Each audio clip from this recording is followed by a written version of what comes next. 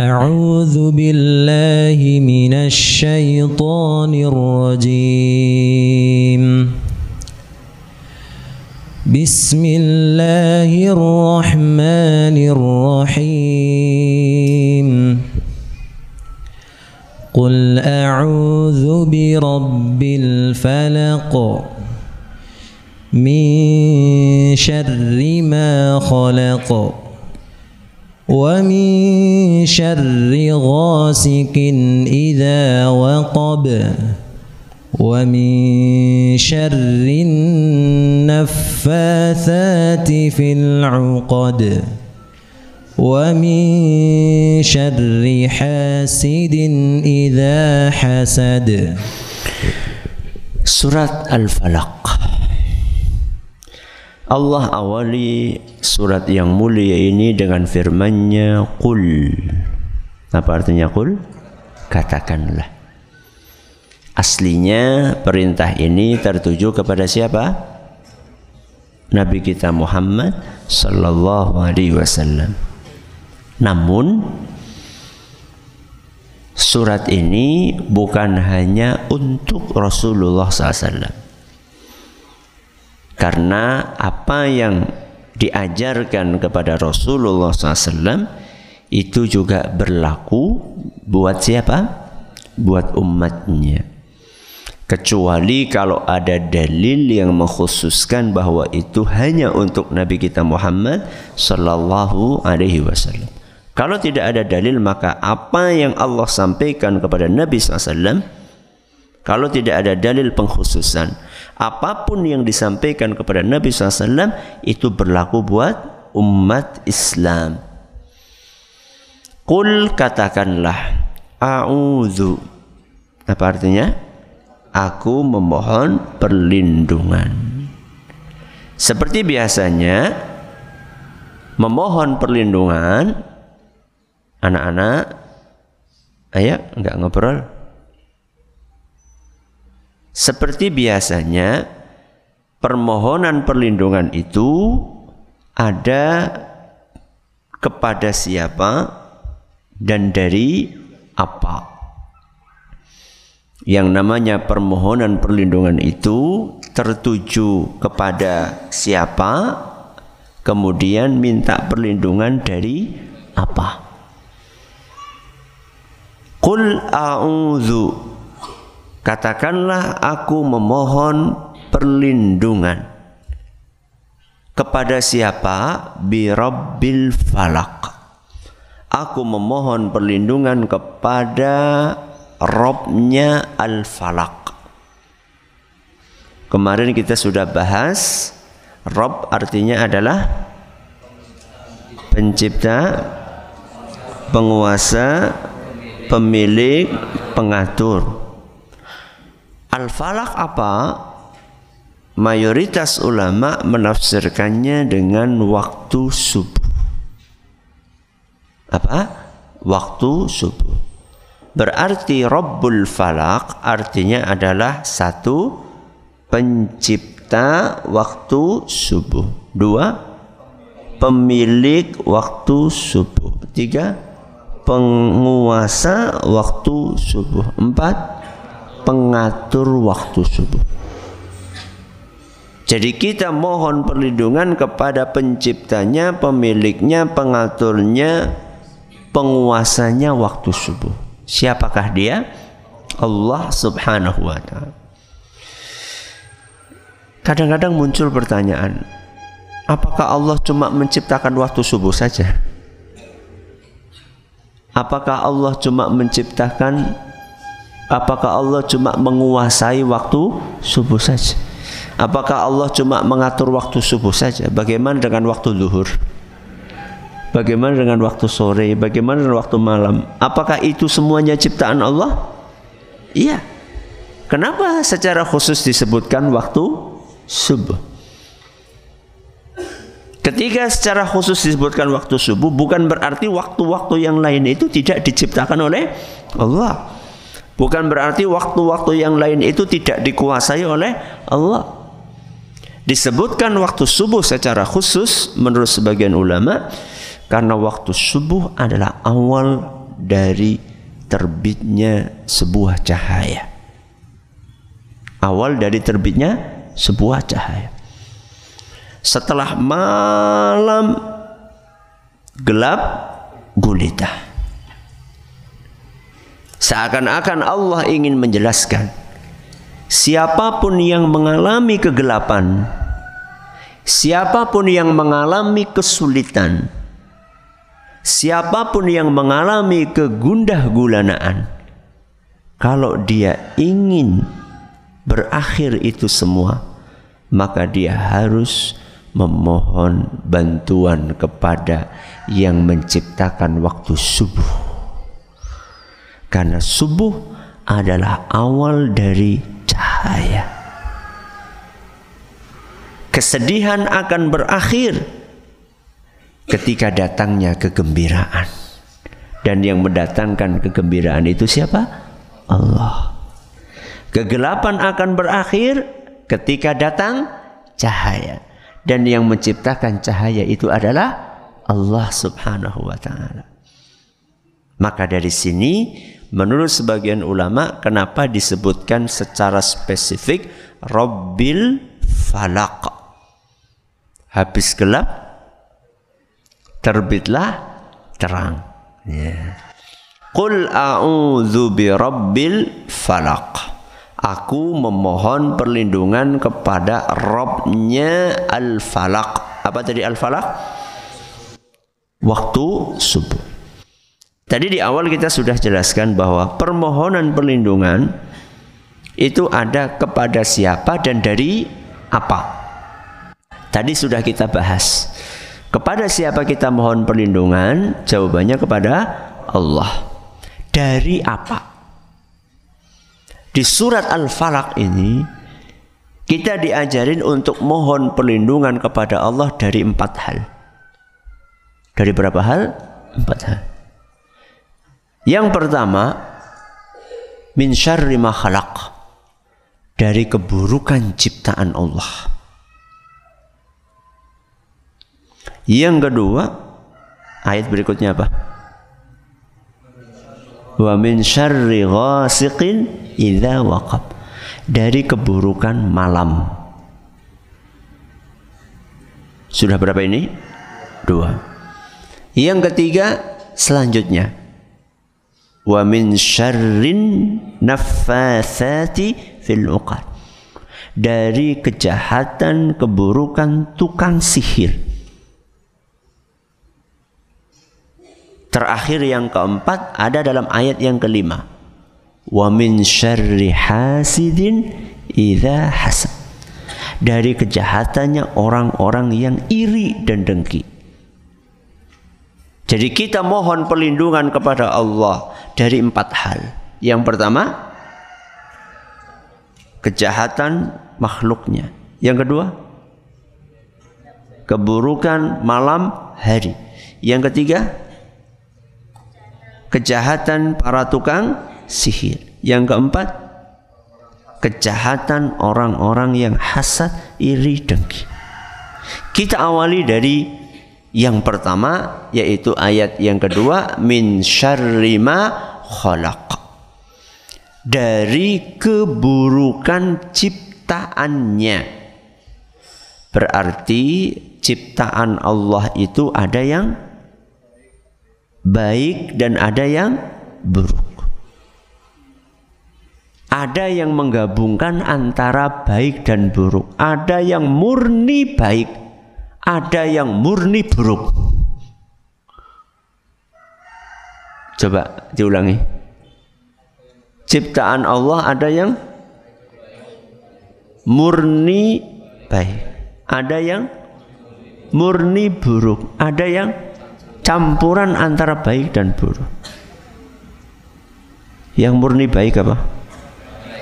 Malaikat. Ya, apalagi? Surga. Apa? Surga. Yang murni buruk, neraka. Apalagi? Iblis. Yang campuran, kulo kali jenengan. Ya. Kalau yang murni baik, selesai masalah. Wajar diciptakan sama Allah. Yang campuran juga ya wajar lah, ada baiknya ada buruknya. Tapi yang jadi masalah, ciptaan Allah yang murni buruk, itu kenapa diciptakan oleh Allah? Paham pertanyaannya? Paham nggak pertanyaannya? Yang murni baik ciptaan Allah, selesai masalah. Ya Allah menciptakan kebaikan. Allah kan maha baik. Innallaha thayyibun. Allah itu maha baik. La yaqbalu illa thayyiban, tidak menerima kecuali yang baik-baik. Wajar, Allah maha baik menciptakan yang baik. Menciptakan campuran antara baik buruk juga wajar, ya kadang baik, kadang apa? Buruk. Tapi kok Allah menciptakan sesuatu yang murni buruk? Itu buat apa? Contohnya apa tadi? Setan. Contohnya setan. Kenapa Allah ciptakan setan? Tentunya setiap apa yang diperbuat oleh Allah itu pasti mengandung hikmah. Setannya buruk, betul. Tapi Allah menakdirkan ada setan bukan sebuah keburukan. Bisa difahami atau tidak? Apa yang jajal? Setannya buruk, tapi perbuatan Allah menakdirkan adanya setan itu tidak buruk. Karena Allah tidak ada yang buruk. Perbuatan Allah itu nggak ada yang buruk. Yang buruk adalah yang diciptakan oleh Allah. Tapi Allah menakdirkan adanya keburukan ini bukan sesuatu yang buruk. Karena setiap perbuatan Allah itu pasti ada kebaikannya. Ya, sampel setan. Apa kebaikan di balik diciptakannya setan?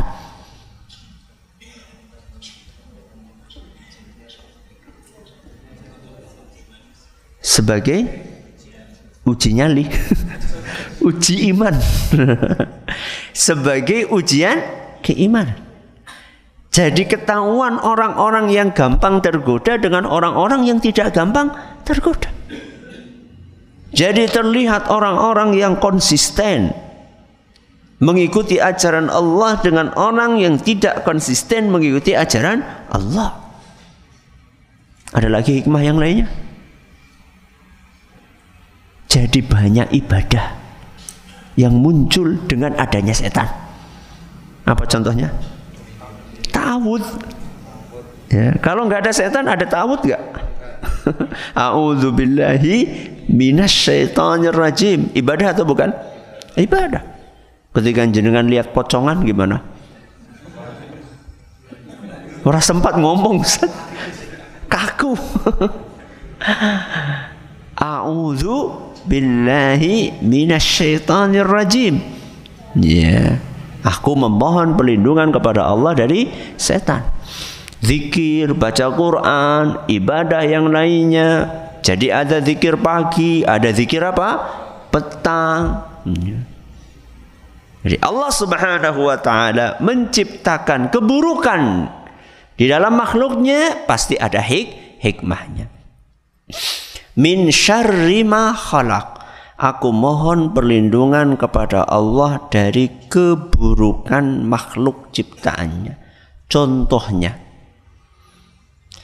makhluk-makhluk Allah yang buruk itu ada di dunia dan ada di akhirat.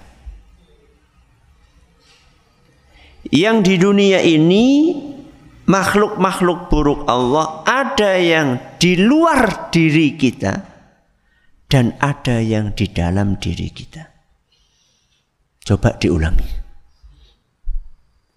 Makhluk-makhluk Allah yang buruk titik. Ada yang di dunia dan ada yang di akhirat. Makhluk buruk Allah yang di dunia titik. Ada yang di dalam diri kita dan ada yang di luar diri kita. Kita awali dengan makhluk-makhluk buruk Allah yang di dunia. Yang di dunia tadi ada dua, yang ada dalam diri kita dan yang ada di luar kita.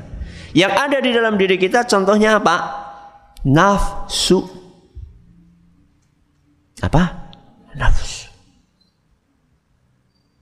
Nafsu itu ada di dalam diri kita.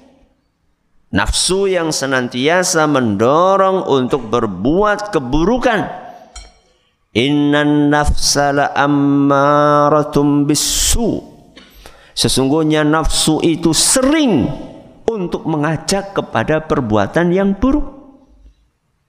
Makanya di dalam awal khutbah biasanya diucapkan wa na'udzubillahi min syururi anfusina. Aku mohon perlindungan kepadamu ya Allah dari keburukan diri kami sendiri. Jadi kita semuanya ini punya potensi keburukan. Sebagaimana kita semua juga punya potensi kebaikan. Makanya tadi manusia termasuk makhluk yang mana? Koktail. Apa koktail? Campuran. Ada baiknya, ada buruknya. Buruknya adalah manusia punya nafsu. Ini contoh keburukan makhluk buruk Allah yang ada di dalam diri kita. Yang ada di luar kita, wah banyak banget. Contohnya tadi sudah setan. Apalagi? Jin ya jenisnya setan atau setan masuk dalam jin. Apalagi? Tempat yang buruk, ya. Binatang, istri. Benar nggak nih? Benar nggak? Benar. Makanya ketika kita nikah,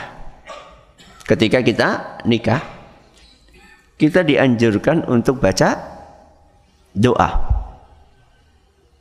Rasulullah SAW bersabda dalam hadis riwayat Abu Dawud, sanadnya dinyatakan sahih oleh Imam An-Nawawi, "Idza tazawwaja ahadukum imra'atan aw ishtara khadiman falyaqul."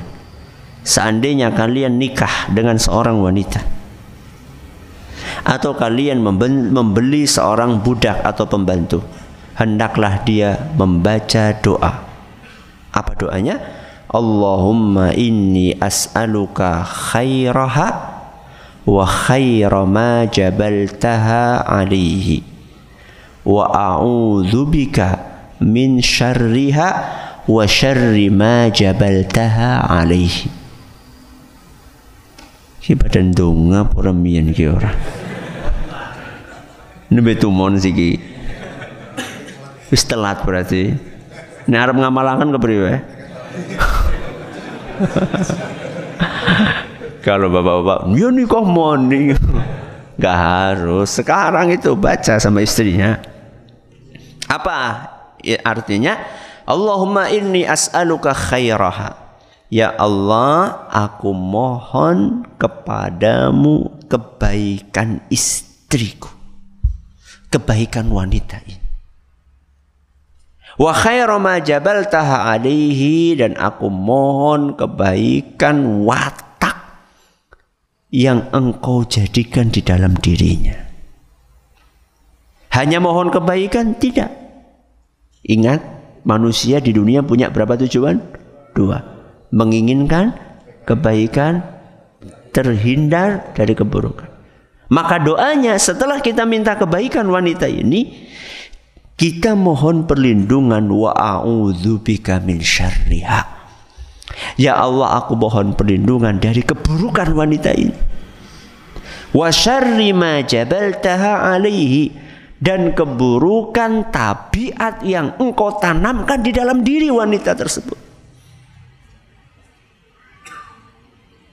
Manusia kan tadi kita sudah sampaikan, manusia itu kan campuran, ada kebaikannya, ada keburukannya. Ketika kita nikah dengan wanita yang memiliki kebaikan keburukan, dalam waktu yang sama kita minta kepada Allah, saya minta ya Allah kebaikannya, tapi aku mohon perlindungan dari keburukannya. Sing ora pada ndonga mulane bojone jengkelan. Apa maning? Apa? Naudzubillah. Selingkuh, naudzubillah min. Baca doa. Ya. Karena memang manusia itu punya potensi untuk melakukan keburukan. Jadi makhluk Allah yang buruk ada yang di dunia, kemudian di dunia ada yang dalam diri kita dan di luar. Kemudian makhluk buruk Allah di akhirat. Apa contohnya? Neraka. Makanya kita disuruh minta perlindungan dari neraka. A'udzubillahi minan nar. Ya Allah, a'udzubika minan nar. Ya Allah, aku mohon perlindungan dari neraka.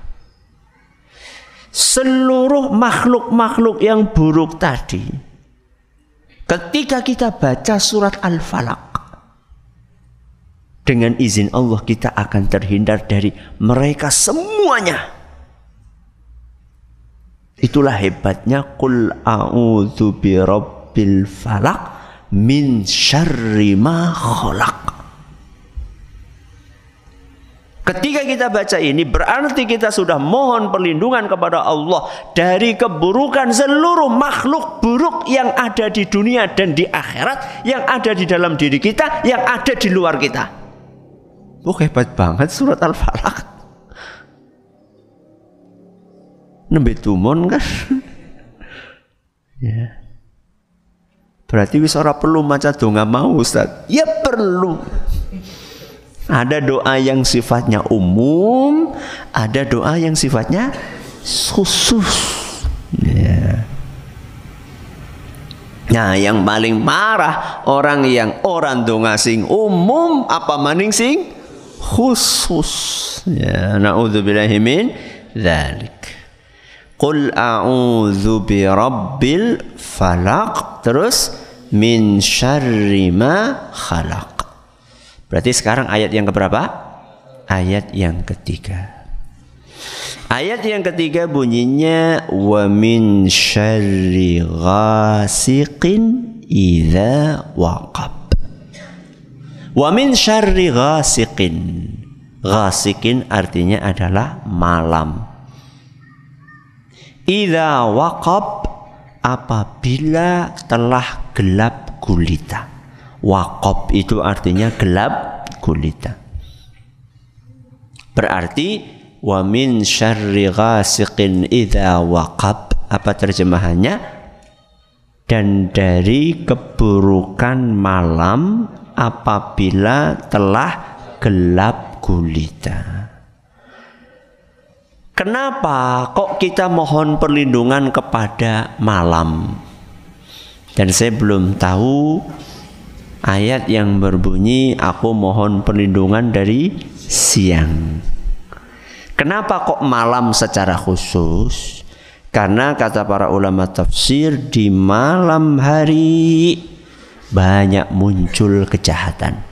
Lihat di tafsir As-Sa'di itu ayat yang ketiga, yakni dari kejahatan apapun yang ada di malam hari ketika kegelapan menutupi manusia. Apa kegelapan, kejahatan itu? Ruh-ruh jahat gentayangan. Ya, setan-setan maksudnya. Binatang-binatang yang menyakitkan bertebaran. Jadi malam itu memang waktu favoritnya makhluk-makhluk jahat. Contohnya setan. Makanya Nabi SAW wanti-wanti, la tursilu fawashiyakum wasibyanakum idza ghabatis syams hatta tadhhaba fahmatul isya. Jangan kalian lepas hewan ternak kalian, dan jangan kalian biarkan anak-anak kalian berkeliaran. Kapan? Idza ghabatis syams, ketika matahari terbenam. Wong mien mengistilahkan sande kala. Jangan lepaskan apa tadi? Binatang ternak kalian, dan jangan kalian biarkan anak-anak kalian berkeliaran. Dening anak-anak disejajarkan dengan apa? Binatang ternak. Orang kaya kue maksudnya. Nanti orang mau, wah Islam ini kepriwe sih, masa bocah di padakna karo binatang ternak. Bukan seperti itu maksudnya, bukan. Bukan berarti antara hewan ternak dengan anak itu sama, bukan. Tapi karena anak-anak dan hewan ternak itu biasanya, bahkan kalau hewan ternak itu pasti tidak zikir. Maksudnya tidak membaca zikir pagi sore gitu loh. Ya mereka berzikir dengan caranya sendiri. Tapi kan hewan ternak itu tidak berzikir. Maksudnya tidak membaca zikir pagi, sore, perlindungan khusus. Anak-anak juga rata-rata, kecuali orang tua yang peduli atau anak yang Masya Allah soleh, itu rata-rata dari mereka adalah tidak baca zikir. Sehingga anak maupun hewan ternak itu punya potensi besar untuk mendapatkan gangguan ketika dibiarkan berkeliaran di malam hari, di sore hari. Nanti akan dijelaskan alasannya apa. Tapi sebelum dijelaskan alasannya apa, sampai kapan dulu? Itu kan ketika matahari terbenam. Sampai kapan? Hatta tadhhaba fahmatul isya. Sampai lewat gelapnya isya. Di dalam syarah Sahih Muslim karya Imam Nawawi disebutkan maksudnya adalah sampai lewat waktu isya. Jadi matahari terbenam sandekala sampai kapan? Ba'da maghrib masih sampai isya, habis isya. Nah, itu sudah mulai agak mending. Kenapa itu ditahan? Dengar baik-baik. Fa inna syayatina, karena setan-setan tanba'ithu, bermunculan, berkeliaran, idza ghabati syamsu hatta tadhhaba fahmatul isya. Karena saat itu setan berkeliaran mulai dari terbenamnya matahari sampai lewat waktu isya. Hadis riwayat Muslim. Hadis sahih riwayat Muslim. Maka perhatikan baik-baik. Anak-anak jenengan, sore-sore harus dicari, kalau belum pulang.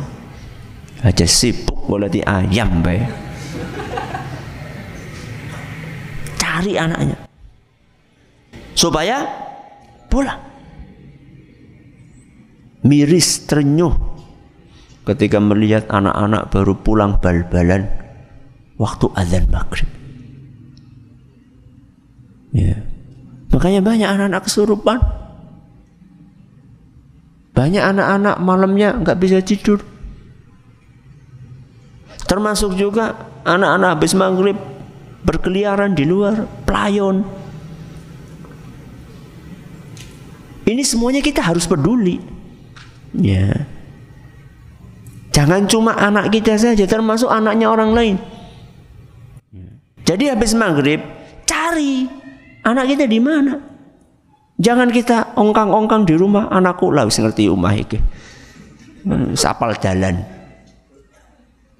Peduli dengan anak-anak kita. Bisa jadi anak-anak kita ini sulit diatur, anu kesetanan. Ya, alias diganggu oleh setan. Ya. Cari anak kita. Kalau nemunya bukan anak kita, anak orang lain, ingatkan. Jangan, wah udah anakku itu. Ya. Walaupun bukan anak kita, ingatkan. Ini waktunya malam, waktunya setan berkeliaran. Ya. Ini contoh makhluk jahat di malam hari. Siapa? Setan. Ada yang lain Ustaz? Ada. Maling. Apa? Maling. Ya. Itu makhluk jahat atau bukan? Makhluk jahat. Makanya kan jam kerjanya maling rata-rata malam. Ya. Jam kerjanya maling rata-rata malam. Ya, karena nggak terlihat. Ya. Orang-orang rata-rata pada tidur, pules. Orang rata pada lalai. Ya, walaupun juga ada maling yang jam kerjanya di siang hari juga ada. Cuman rata-rata pada milih waktu di malam hari. Apalagi binatang berbisa, binatang melata, ular, kalajengking, ya. Rata-rata keluarnya di malam hari. Tikus, ya, makanya kan mereka makani padi kapan? Malam. Jarang kita lihat tikus itu nyerbu sawah di siang hari. Malam mereka pilih. Maka kita diajarin oleh Allah Subhanahu wa ta'ala untuk berdoa, memohon perlindungan min syarri ghasiqin idza waqab, dari keburukannya malam ketika sudah gelap gulita.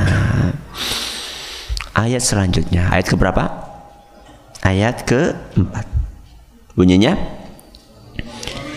wa min syarrin naffatsati fil 'uqad. Wa min syarri sudah dibahas tadi apa? Dan dari keburukan atau kejahatan. Naffatsat. Apa artinya naffatsat? Naffatsat itu artinya adalah wanita-wanita peniup. Apa? Peniup. Meniup itu apa? Nafs itu adalah meniup, artinya mengeluarkan udara dari mulut dengan diiringi air ludah. Itu namanya meniup. Tapi kalau meniup trompet beda ya. Ini maksudnya arti dari nafasat. Ya. Apa tadi? Meniup, mengeluarkan udara dari mulut disertai dengan air ludah. Apa? Nyembur? Ya, ya mirip-mirip gitulah. Ya. Fil uqad. Fi artinya di dalam, al uqad artinya adalah buhul. Buhul siapa? Tali yang diikat. Itu namanya buhul. Harus tinggal tali apa lagi? Masa kabel dijilat ya? Gak ada? Sini.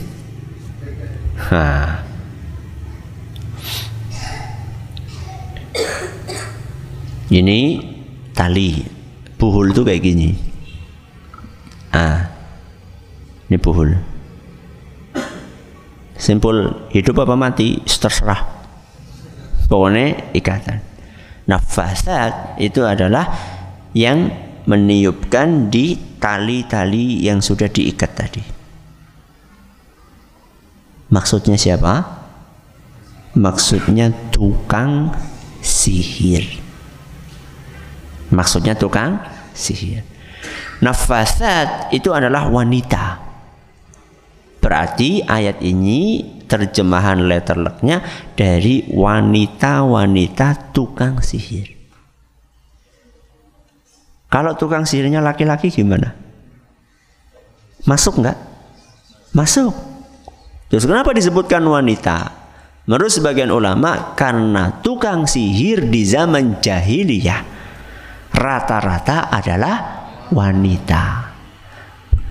Ada nggak tukang sihir laki-laki? Ada, tapi mayoritas wanita.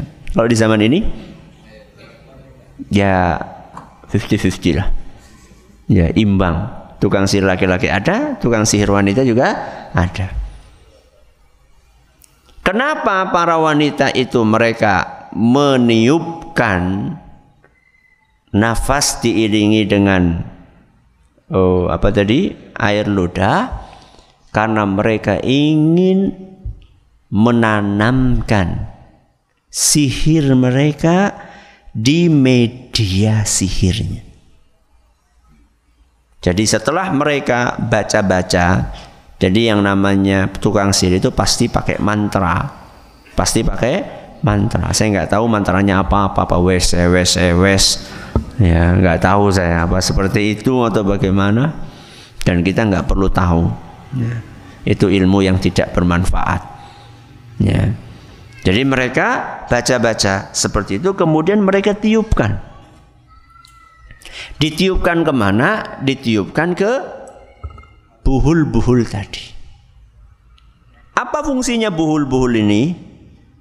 Mereka berkeyakinan selama buhul itu terikat kuat dan tidak lepas,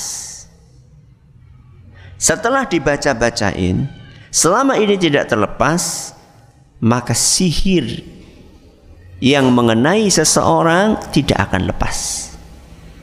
Selama apanya? Buhul atau talinya ini nggak lepas.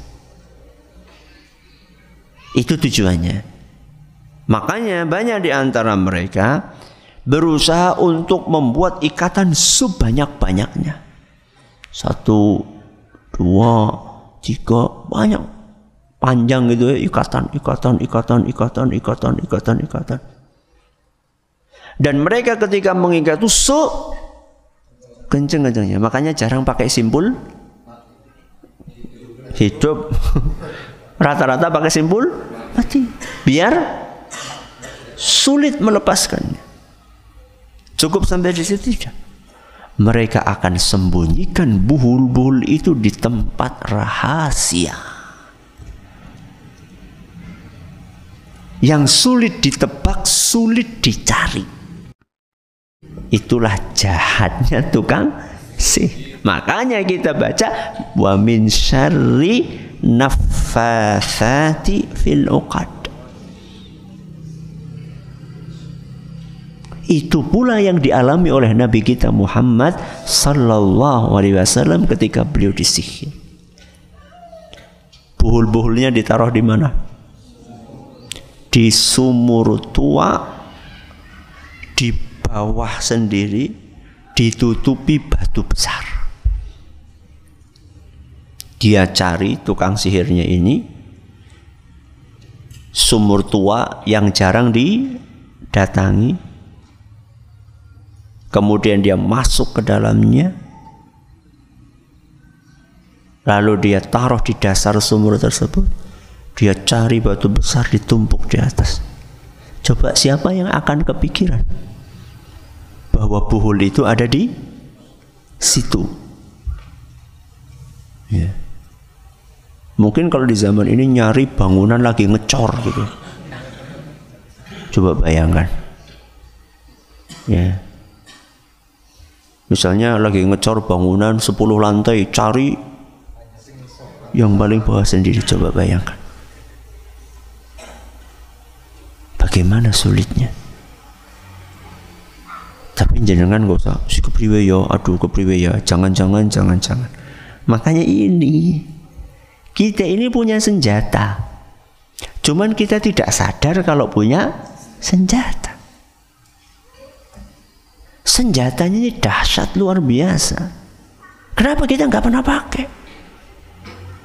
Ya. Baru setelah kena sihir waktu kepriwe lu kawit mengisi mung dibae. Makanya ini surat dan surat An-Nas disuruh dibaca setiap pagi dan sore. Berapa kali? 3 kali. Bersyukurlah yang sudah mengamalkan. Bersedihlah yang belum mengamalkan. Dan perbaiki diri. Ya. Apa sih sulitnya pada asar baca Al-Ikhlas 3 kali, Al-Falaq 3 kali, An-Nas 3 kali. Terus pada subuh baca masing-masing. Apa sulitnya? Sulitnya apa? Males, bebeh. Gue sulit ya. Maca koran bisa suwe, nonton TV bisa suwe, zikir sedela ora bisa. Ya. Harus dilawan. Inilah pencegahan. Apakah cuma pencegahan? Termasuk pengobatannya juga sama. Nabi SAW ketika terkena sihir, beliau diruqyah oleh malaikat Jibril. Dahsyat, yang meruqyah siapa? Malaikat Jibril. Dengan apa? Ini. Dengan Al-Ikhlas, Al-Falaq, An-Nas. Jadi kita bingung, waduh, gue tukang ruqyah loh. Jenengan gue apal apa ora Al-Ikhlas, Al-Falaq, An-Nas. Apal kok, tinggal ruqyah sendiri. Apa ustadz? Ya. Jenengan ruqyah ini bukan monopolinya ustadz. Gane ustadznya sambendina kon nguruqyah. Terus kapan ngisi pengajian nih? Kapan didik anaknya? Ya. Dan ruqyah yang paling manjur ruqyah mandiri, Anda sendiri yang meruqyah diri Anda sendiri. Untuk menghindari ketergantungan kepada orang lain. Ya. Ada yang nggak hafal Al-Ikhlas, Al-Falaq, An-Nas? Angkat tangan. Bangetan. Ini kan surat favorit. Iya kan? Ya.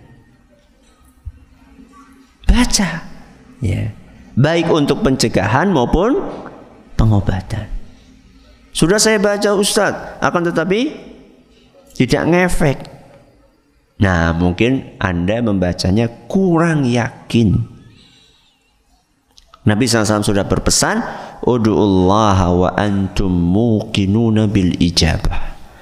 Berdoalah kalian kepada Allah dalam keadaan kalian yakin bakal dikabulkan. Berdoa itu harus yakin. Loh, ruqyah Ustaz, ruqyah itu doa. Doa minta kesembuhan. Jadi ruqyah pun harus yakin. Kalau boleh diumpamakan oleh sebagian ulama seperti pisau. Pisau yang amat sangat tajam sekali. Ini tergantung siapa yang pakai. Kalau pisau itu di tangannya seorang jagal profesional, maka bisa dipakai untuk menyembelih 100 ekor sapi dalam waktu yang sesingkat-singkatnya. Ya. Tapi kalau yang megang anak balita, bisa buat apa? Jadi yang bermasalah itu bukan pisaunya, tapi siapa yang megang. Ruqyah dengan Al-Quran yang bermasalah bukan Al-Qurannya, tapi yang bermasalah siapa yang membacanya. Loh, gue mulanya golet ustad, ora kudu ustad.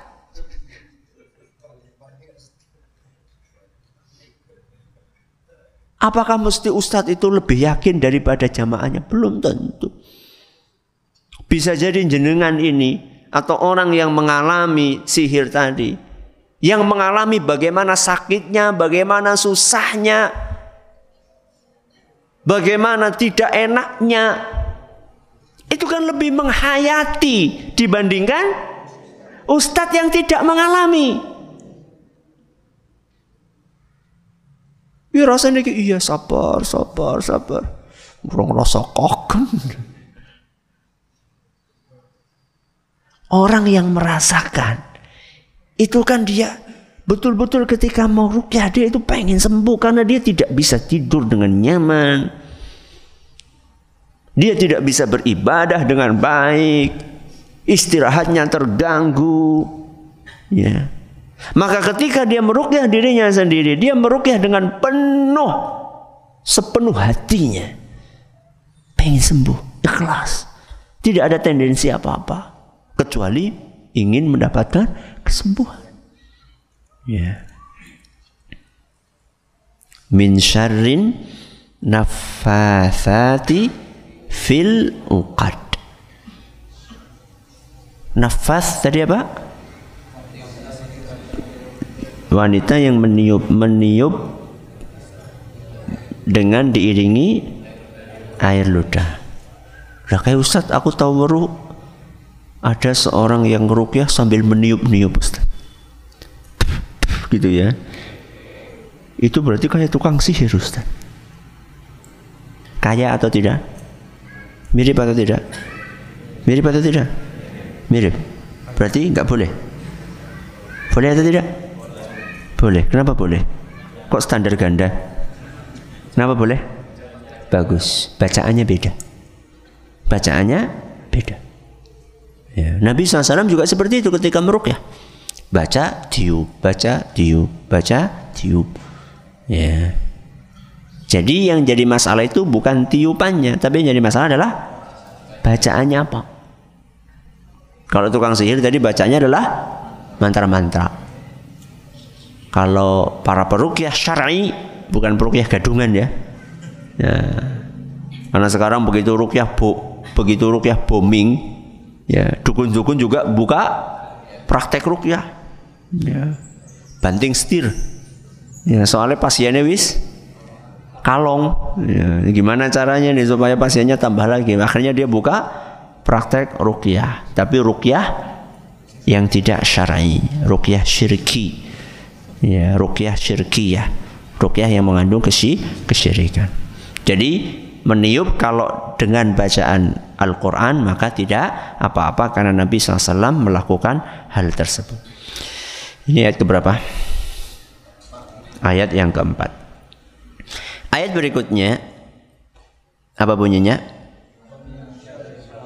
Wa min syarri hasidin idza hasad. Ini ayat yang terakhir, ayat yang kelima. Wa min syarri hasidin idza hasad. Dan dari kejahatannya pendengki. Pendengki itu orang yang dengki. Dari kejahatannya pendengki ketika dia dengki. Ketika dia hasad.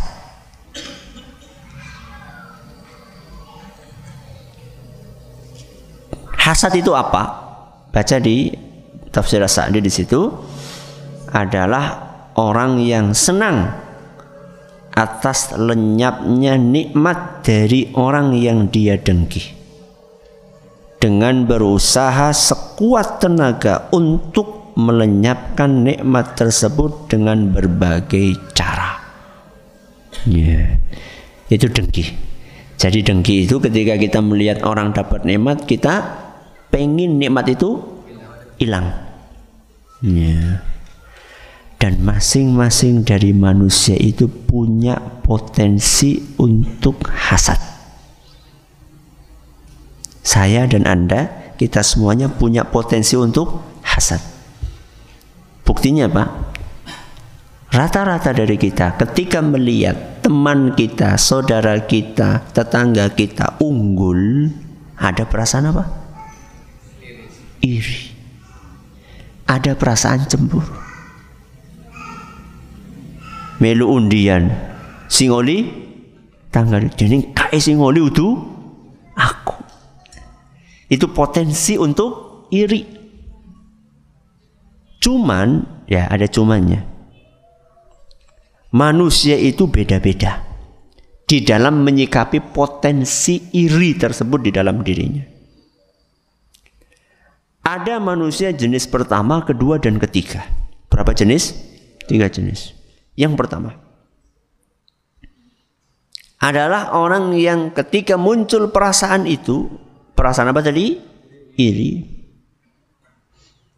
Maka dia mengiringi perasaan iri itu dengan perbuatan. Perbuatan jahat untuk melenyapkan nikmat yang dimiliki oleh saudara kita. Untuk apa? Melenyapkan nikmat yang dimiliki oleh saudaranya. Dan manusia jenis pertama ini ada yang pengen nikmat itu pindah ke dia, ada yang pengen nikmat itu yang penting hilang, ora peduli pindah mengyong apa ora.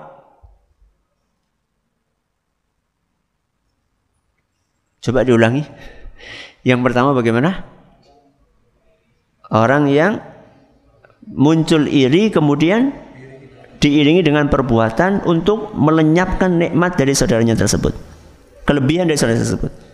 Kemudian ada dua jenis. Ada yang pengen nikmat itu pindah ke dia, ada yang sing penting hilang, orang peduli, pindah mengaku orang penting.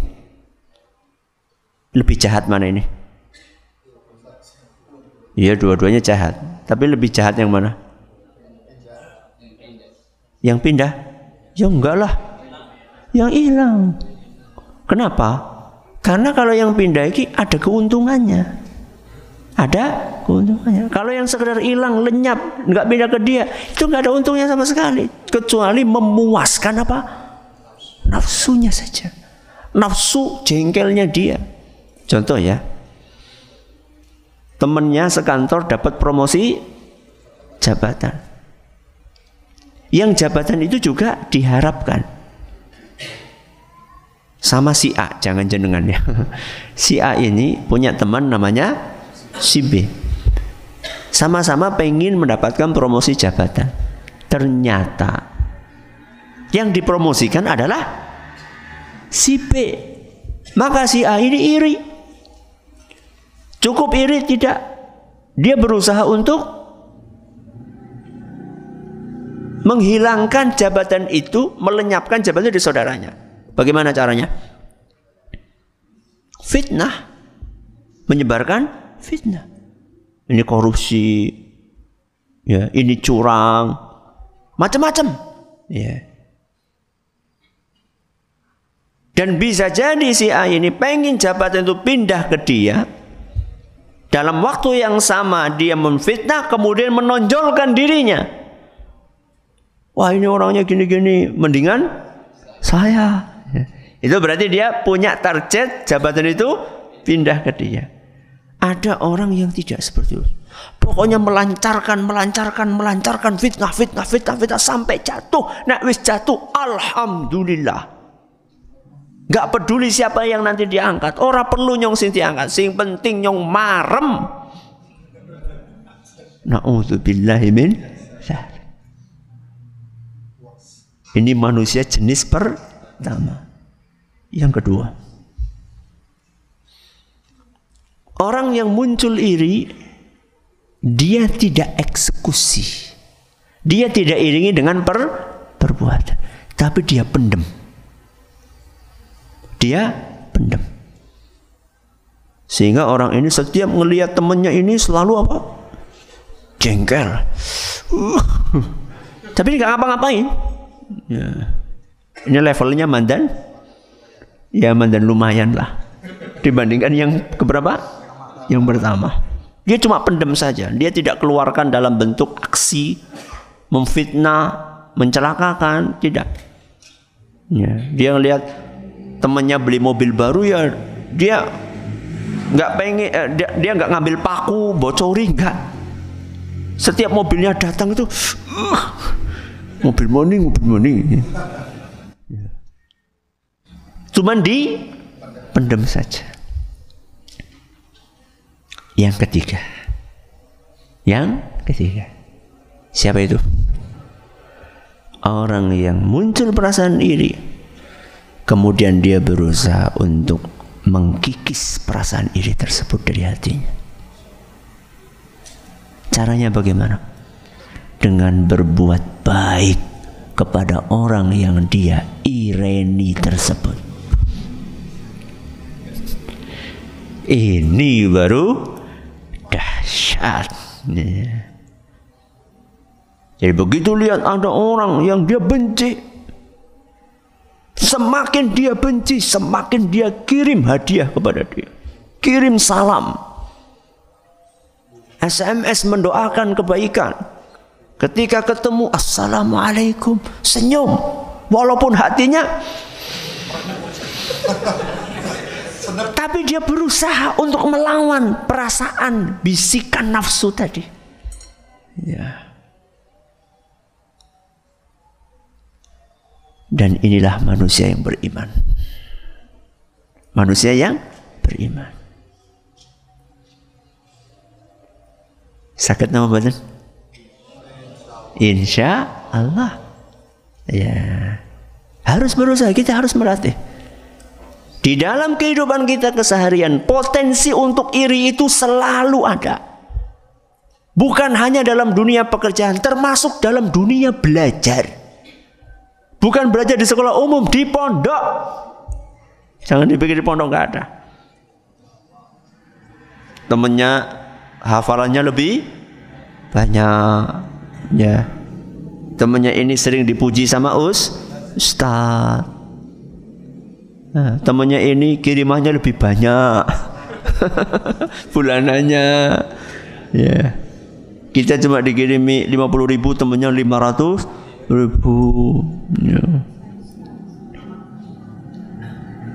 Kita jarang jajan, teman kita jajan terus, ya. Maka ketika muncul perasaan iri itu, kikislah dengan cara apa tadi? Berbuat baik kepada orang yang kita dengki. Itu apa tidak menyiksa, Ustaz?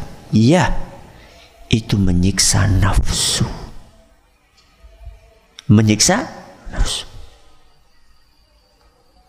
Bagus nggak menyiksa nafsu? Bagus. Nafsu memang harus disiksa. Maksudnya adalah disiksa dengan cara yang syar'i. Ya. Bukan kita ikuti, kita turuti nafsu tersebut. Ya. Sudah pernah kita sampaikan kan, nafsu itu seperti apa? Seperti bayi. Kalau kita biarkan, apa yang terjadi? Netek terus. Sampai kapan? Sampai bujang. Ya. Maka harus disapi. Ketika disapi, bayi tersiksa atau tidak? Tersiksa. Kepriwe? Ora apa-apa. Untuk kebaikannya. Bukan bayi itu kita pukuli, bukan. Bukan. Sesuai dengan aturan 2 tahun, waktunya berhenti. Walaupun dia tersiksa, itu tersiksa sesaat. Lama-lama dia akan terbiasa. Begitu pula ketika Anda melawan nafsu iri dan hasad. Itu pertama kali rasanya berat, sakit. Bahasa orang Jawa senep. Tapi itu perasaan lama-lama akan hilang. Kemudian akan berubah menjadi rasa cinta. Ya. Ya aku ngirimi Ustaz, tapi tak leboni sihir. Itu ora kowe jenengan. Tulus itu bulus. Ya, tulus. Ngirimi itu tulus, bukan karena ingin mengirimi santet, bukan. Ya. Aku tak ngirim cake, tapi isinya sudah dibuhul-buhul tadi. Enggak, ya bukan itu. Ini adalah tafsir surat apa? Al-Falaq secara ringkas. Insyaallah nanti esok hari kita akan membahas surat yang mulia, yaitu surat Al-Ikhlas. Mudah-mudahan bermanfaat.